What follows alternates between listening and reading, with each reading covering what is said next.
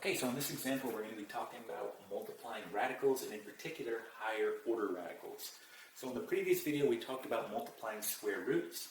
In this video, we're going to be talking about multiplying higher order radicals. So in this case, look at our index. It's 4 and 4. Here it's 4 and 4. So with a square root, we know that the index is 2. So again, just drawing out a quick template of a radical and the parts of a radical, we know that this part here is called an index.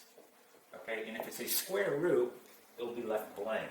Okay, however, we know that a square root really has an index of 2, right? In our examples, we have an index of 4. So again, if it's a square root, they'll leave this blank and you just assume there's a 2 here. You can also write it in, all right? This part here, the check mark, is called our radical. And the part underneath our radical, let's put x, is called our radicand. So radicand. Okay, so when you're multiplying radicals, you have to have one thing in common in order to do so, and that's the index.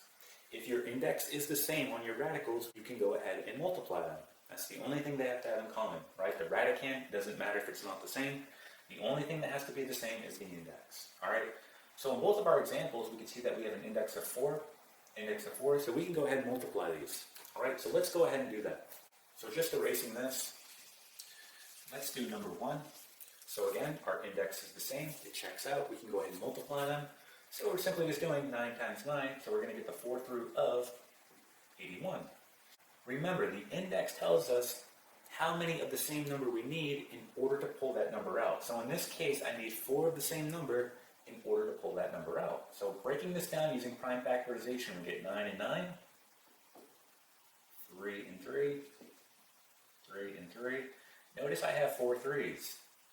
That matches my index, meaning I can pull a 3 out. So the 4th root of 81 is simply just 3. That's our final answer. All right, let's try number 2. So let's go ahead and erase this.